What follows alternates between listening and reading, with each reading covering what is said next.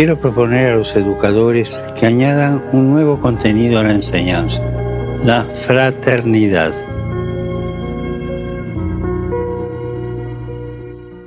La educación es un acto de amor que ilumina el camino para que recuperemos el sentido de la fraternidad, para que no ignoremos a los más vulnerables.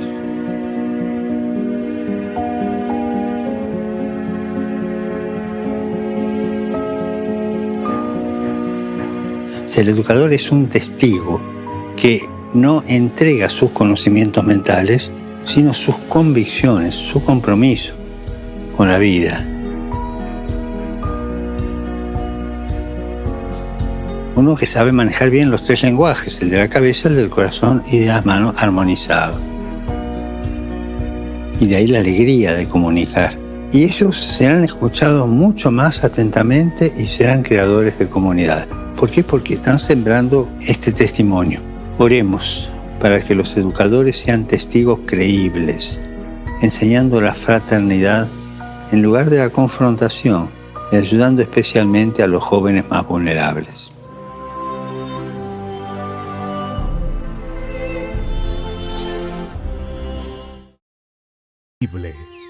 Pero verdadera historia de la Virgencita de Suyapa, patrona de Honduras. Hace tantos años ya que contarlos no podría. En una aldea vivía un hombre trabajador, Alejandro se llamaba. A sembrar se dedicaba y para esto trabajaba, labrando de sol a sol.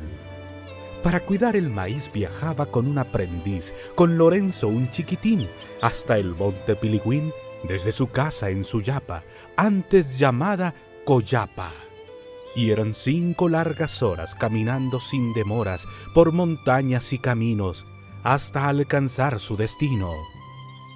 Requería vocación y gran determinación, cuidar de la plantación, arando, sembrando y cuidando, retornando a su cabaña una vez a la semana.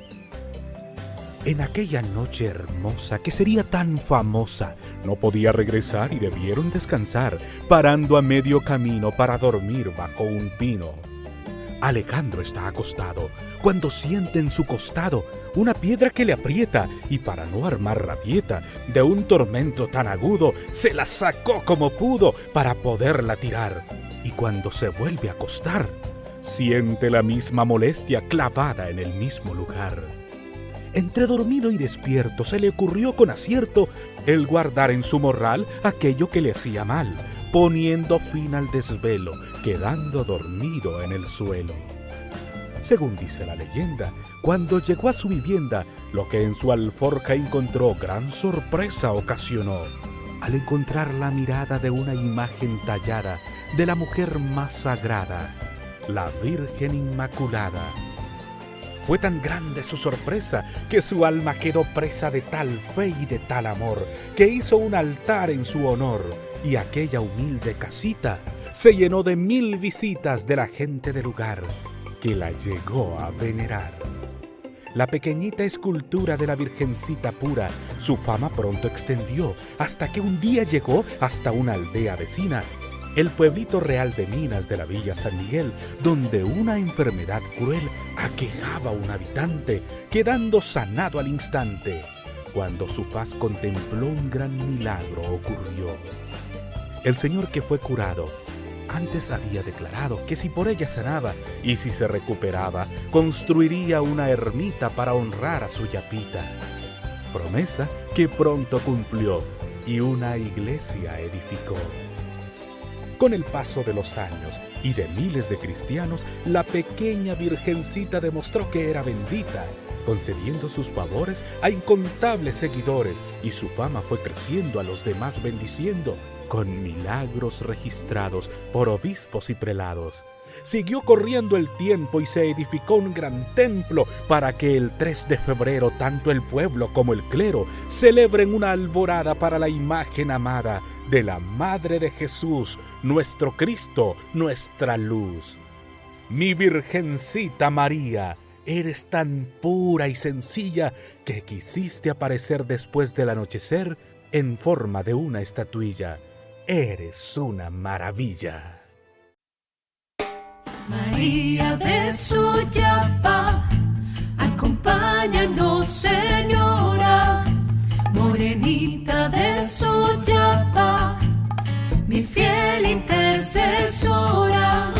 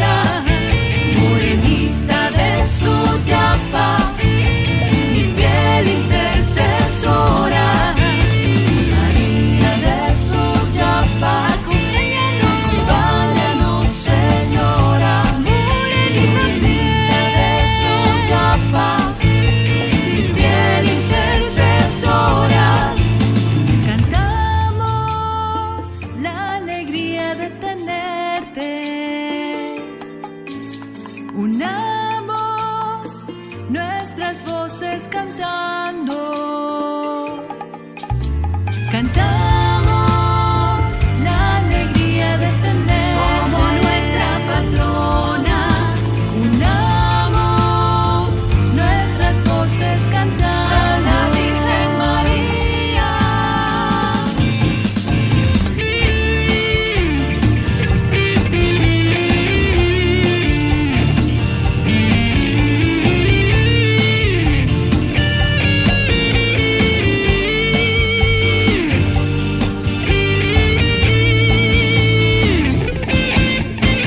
María de Sollapa, acompáñanos, Señora. Morenita de Sollapa, mi fiel intercesora. María de Sollapa, acompáñanos, Señora. Morenita de Sollapa, mi fiel intercesora.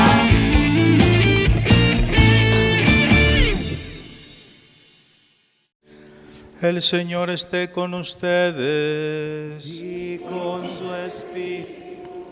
Proclamación del Santo Evangelio según San Mateo.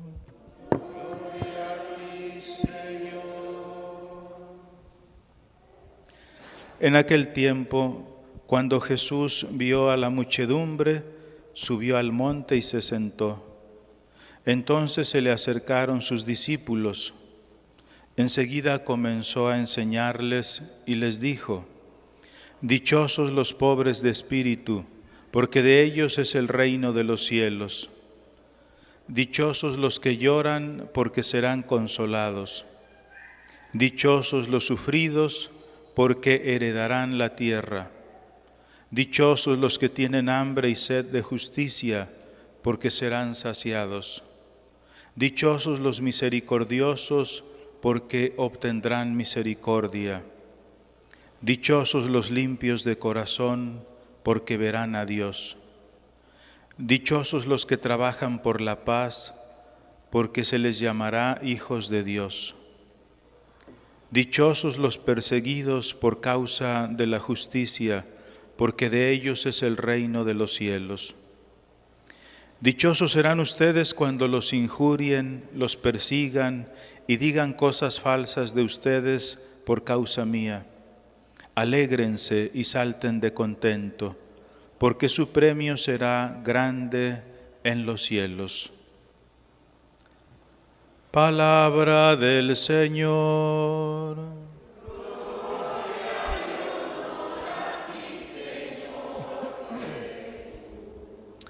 Siéntense un momento, por favor. El Evangelio de hoy y también las lecturas, de alguna manera, abordan un tema apasionante, pero también un tema difícil. Y me refiero al tema de la felicidad. Tanto el Evangelio como las lecturas abordan este tema. Y hablan sobre el tema de la felicidad, pero sobre la verdadera felicidad. Porque nosotros por ahí nos encontramos, se nos ofrece el tema de la felicidad, o la felicidad se nos ofrece pues de muchas maneras ficticias. El mundo hoy nos engaña fácilmente o pretende engañarnos. Nos hace creer que vamos a encontrar la felicidad en el dinero, en la moda, en la belleza física y bueno, tantas cosas, ¿no?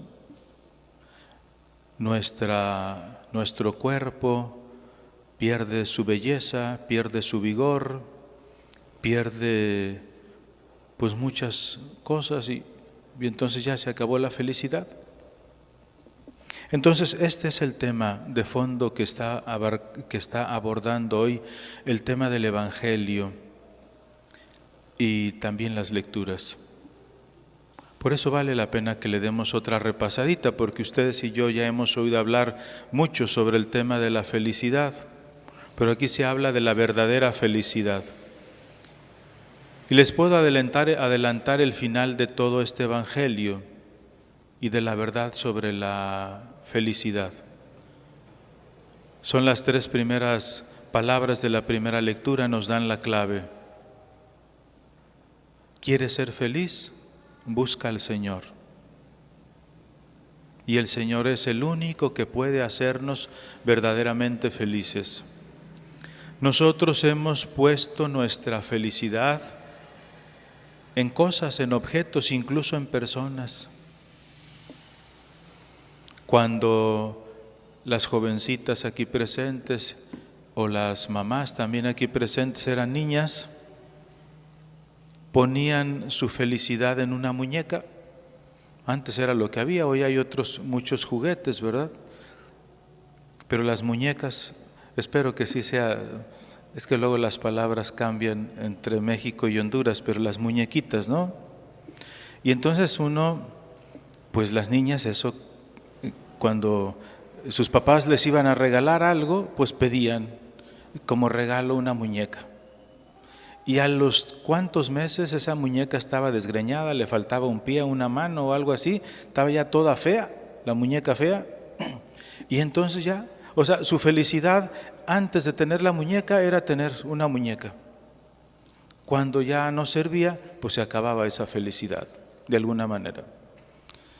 Los varones poníamos tal vez nuestra felicidad en una pelota de fútbol, en una bicicleta. Todavía no había motocicletas, las motos todavía no aparecían hace 30, 40 años con tanta facilidad. Y cuando se ponchaba la llanta de adelante y la de atrás y ya el asiento no servía, pues ya la arruina uno y entonces acaba la felicidad.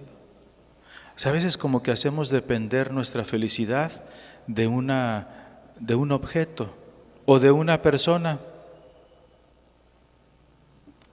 ¿Qué pasa? Por ejemplo, muchas personas entran en una crisis tremenda, pues cuando acaba un noviazgo, un matrimonio o algo. Y hay muchos otros ejemplos que podemos dar. Si alguien lo meten a la cárcel, pues también se acaba su felicidad para muchos. San Pablo, desde la cárcel, escribía a los filipenses: estén alegres,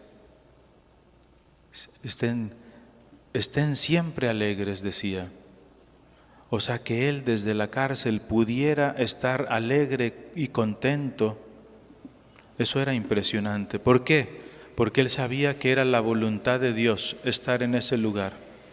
La felicidad, queridos hermanos y hermanas, no depende de objetos, de personas. Nuestra felicidad, quiero decir, la felicidad personal no depende de los demás. No puede terminar con alguna de estos ejemplos que ya he dado.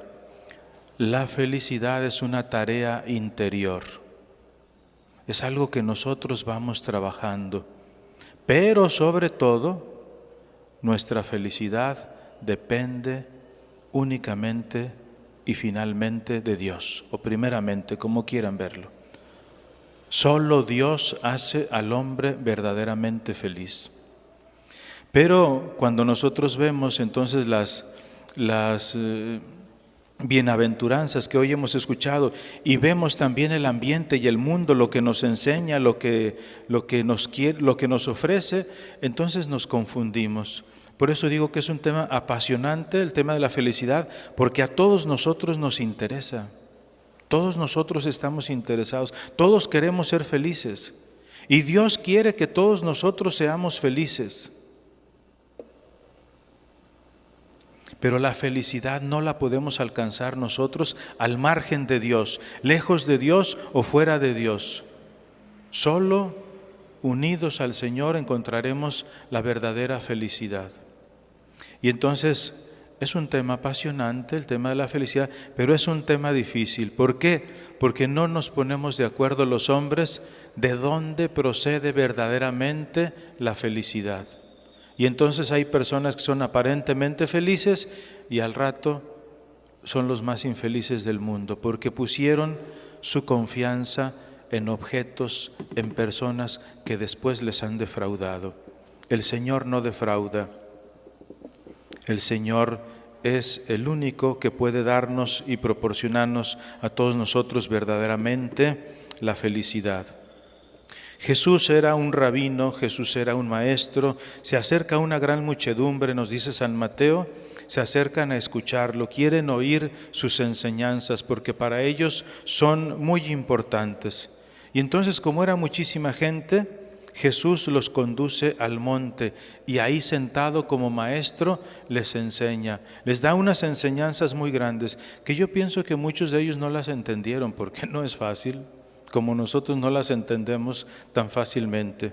Pero Él les comenzó a enseñarles diciéndoles: dichosos los pobres de espíritu, porque de ellos es el reino de los cielos. Dice los pobres de espíritu, no los que no tienen dinero. Hay una gran diferencia. Por eso digo que las bienaventuranzas son muy hermosas, es una gran lección, pero hay que saberlas interpretar. Dichosos los pobres de espíritu, porque de ellos es el reino de los cielos. El pobre de espíritu es, si tiene o no tiene dinero, es no estar apegado a eso, pero además compartirlo con los demás. Dichosos los pobres de espíritu también significa aquel que no empobrece al otro, que comparte sus riquezas. Hay personas que tienen negocios y dan trabajo y ya es una manera de ayudar a los pobres, pero hay que pagarles bien, no hay que explotarlos, porque si no, entonces no se está cumpliendo esta bienaventuranza. Tú no estás siendo pobre de espíritu porque estás apegado a tus bienes, a tus riquezas, y además explotas y empobreces al otro. Entonces tiene muchas implicaciones cada una de estas bienaventuranzas. Dichosos los que lloran porque serán consolados, los que sufren en este mundo, el Señor les confortará. Pero fíjense, la felicidad no hay que pensar nosotros en eso. La felicidad entonces es algo que nosotros vamos a lograr en plenitud en la vida eterna, sí es cierto. Pero la felicidad también es algo que podemos y debemos vivir desde ahora. Y lo vamos a lograr nosotros en la medida en que busquemos al Señor, en que estemos cerca del Señor. Cuando hacíamos la oración colecta de este día, decíamos: Señor, concédenos la gracia de adorarte siempre y amar con todo nuestro corazón a nuestros prójimos. En eso consiste también la felicidad. Amar a Dios, adorarlo, darle el lugar que le corresponde y amar a nuestro prójimo, apoyarlos en todo lo que sea necesario. Dichosos los que tienen hambre y sed de justicia, porque serán saciados. Nosotros a veces a determinadas cosas no le queremos entrar porque sabemos que nos pueden llevar a la cárcel, porque nos pueden juzgar, porque nos pueden golpear, porque nos pueden tratar mal. Hay muchos cristianos que son valientes. Los mártires estuvieron en la cárcel sin haber cometido ningún delito. Hoy nuestros hermanos en Nicaragua, que han sido juzgados culpables de cosas que no hicieron, pues están en la cárcel. Ojalá pronto salgan, pero son inocentes. Pero ellos, ¿por qué están ahí? Porque han vivido esta bienaventuranza. Sí, han luchado por la paz, han luchado por la justicia, y esa lucha les ha llevado a la cárcel, y a muchos otros pues les llevó al martirio, a la muerte, a la santidad también. Todos nosotros estamos llamados a vivir y a practicar pues estas obras de misericordia. Al final de las bienaventuranzas, entiéndase que bienaventuranzas, cuando dice Jesús bienaventurados, significa felices, ¿verdad? Bienaventurados, felices ustedes si viven de esta manera. Dice Jesús al final: dichosos serán ustedes cuando los injurien y los persigan y digan cosas falsas de ustedes por causa mía. Esto es clave. Si los demás me critican, me juzgan y me tratan mal por causa de Cristo, por dar testimonio como cristiano, voy bien. Y hay que aguantar y hay que seguir adelante. Yo lo he dicho en varias ocasiones, pero tampoco es tanta ciencia, ¿no? Hoy ustedes, queridos jóvenes católicos cristianos, ustedes sufren un momento muy difícil. Hay que ser valientes, hay que ser generosos. Pero hoy, si tú quieres vestir bien, se burlan de ti, tus compañeros y tus compañeras. Si no quieres andar a la moda, llenarte de tatuajes todo tu cuerpo y beber todo lo que ellos quieren y drogarte y todo lo que quieren, te atacan, te hacen a un lado, no puedes ser parte de su grupo. Y entonces ahí es donde ustedes tienen que mantenerse firmes y fieles como cristianos y como católicos. ¿Quieres ser feliz? Sigue a Cristo y tienes que renunciar al mundo, tienes que darle la espalda. Pero yo no digo que esto sea fácil. Ser cristiano hoy, en el trabajo, en la escuela, en la calle, a veces incluso en nuestros mismos hogares, no es fácil porque recibimos muchas críticas y muchos rechazos. Si es por causa de Cristo, adelante. Pero no nos avergoncemos de Cristo. Dice San Pablo en alguna de sus cartas, no recuerdo ahorita, no tengas miedo o no te avergüences de dar la cara por Cristo. Si tú te avergüenzas de Cristo ante los hombres, Él se avergonzará de ti o de mí ante Dios.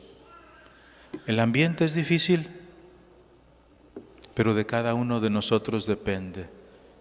Si decide seguir a Cristo en estas situaciones difíciles o seguir al mundo.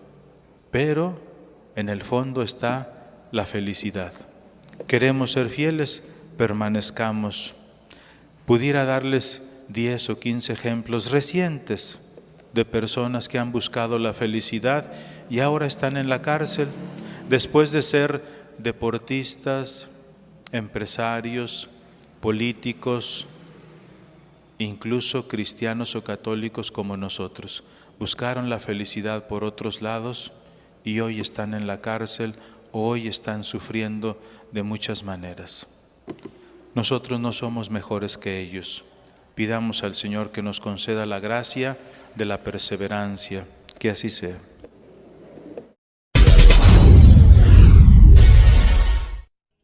Dagny Peralta es la coordinadora de la Pastoral Juvenil.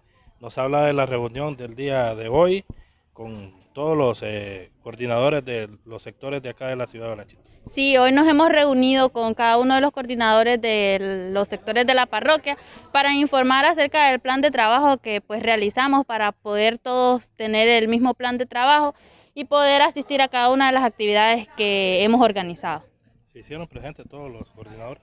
Pues la verdad que no todos los coordinadores de los sectores, porque nos faltó sector Nombre de Jesús, sector Uyuca y creo que otros coordinadores de otros sectores también. Sí. ¿Cuál es el llamado y cuál es el plan de trabajo que ustedes han realizado? Hay que resumir un poco porque vemos que tienen bastante trabajo ustedes como pastoral juvenil. Pues hasta ahorita la idea es poder realizar un retiro en cada uno de los sectores para poder integrar con los jóvenes y poder pues que conozcan el equipo parroquial y pues nosotros también conocer de ellos y conocer cómo es su método de trabajo en cada uno de los sectores. Sus inquietudes de los coordinadores, ¿cuáles son? ¿Los han dicho acá en la reunión? Pues sí, la verdad todos nos han presentado las mismas sugerencias, que es que quieren que el equipo parroquial pues pueda visitar su sector porque se ve que los jóvenes necesitan pues ver caras nuevas para poder motivarse y poder llevar un mensaje de amor y fraternidad. ¿Están dispuestos a levantar lo que es la pastoral? Pues sí, con el apoyo de cada uno de los jóvenes estamos realizando actividades, pues 2 actividades al mes para poder tener fondos y poder visitar cada uno de los sectores. Bueno, doña Carmen Pineda es la vicepresidenta del patronato de la colonia Betania. Nos cuenta algunos proyectos y también algunas situaciones que se están dando problemas en lo que es el arreglo de las calles acá. ¿Se han ustedes acercado a lo que es la Municipalidad de Olanchito para que se hagan los arreglos? Y otro de los problemas que se dan también, parece que las calles parecen río acá en la colonia. Sí, fíjese, buenos días, fíjese que es que como aquí no hay alcantarillado, ¿verdad? La gente tira el agua a la calle cuando lava y algo otras que descuidan y dejan botando del agua. Entonces les pido que por favor a la gente que tenga más conciencia y que no desperdicie el agua, porque se sufre demasiado por el agua y estarla desperdiciando, entonces tenemos que tener cuidado cuando llegue el agua. ¿Se ha acercado a la municipalidad a arreglarle las calles? Pues fíjese que el otro día vino una máquina a raspar, pero solo la calle que va para sobre el río. Pero en estas otras no han venido porque como hay problemas con todos los cables que están demasiado debajitos y entonces pues no han entrado las máquinas aquí. No puede ingresar la máquina. No puede ingresar, fíjese el problema que hay aquí en la colonia, que como la otra vez dije el reportaje por los cables que están demasiado bajitos, pero no han venido a hacer nada los dueños de las cablerías. ¿Necesitan ustedes postes más altos?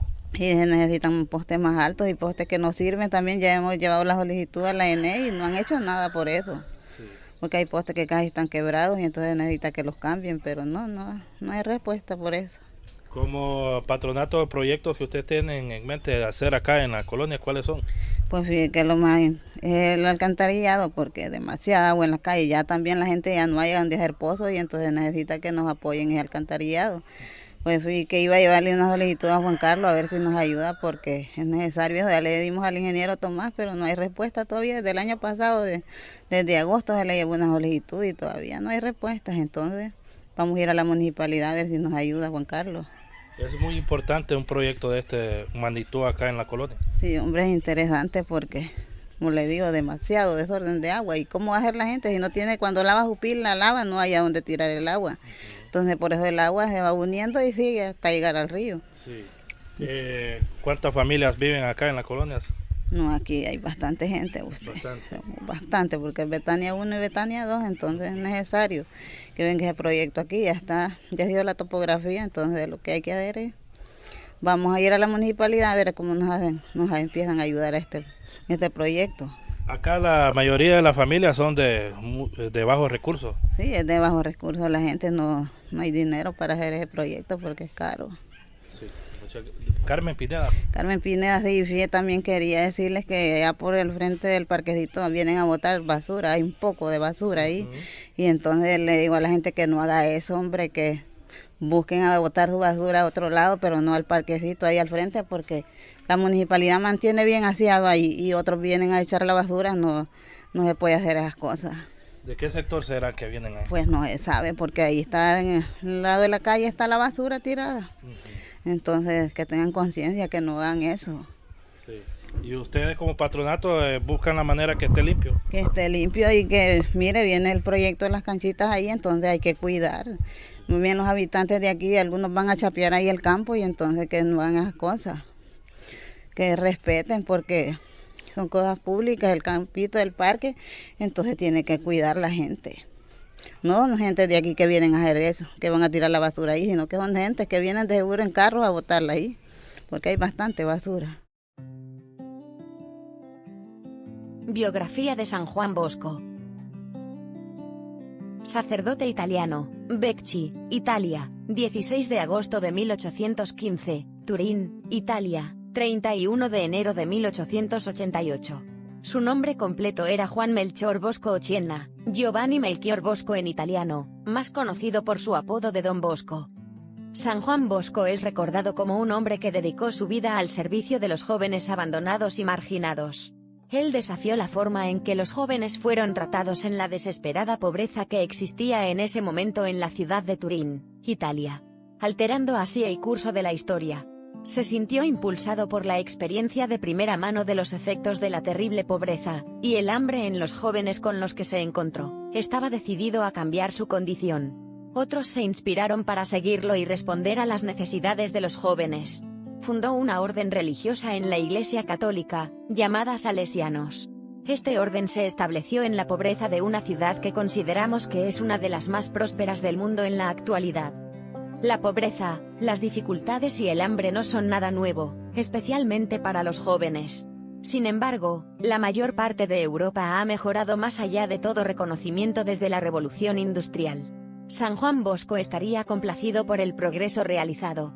Pero a medida que nos acercamos al milenio, todavía hay tantos jóvenes en la pobreza, tanto materiales como espirituales, incluso en Europa, pero especialmente en otras partes del mundo, en gran medida al margen del progreso que conocemos en nuestro continente.